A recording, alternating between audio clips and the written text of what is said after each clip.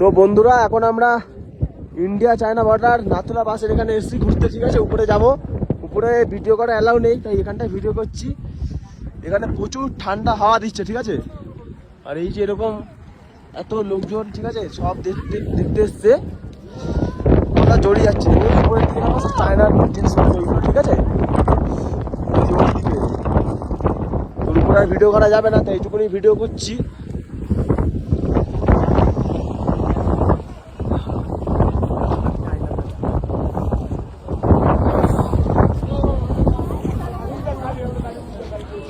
প্রচুর ঠান্ডা, এখানে প্রচুর হাওয়া দিচ্ছে, ঠান্ডা একটা হাওয়া দিচ্ছে, ঠিক আছে।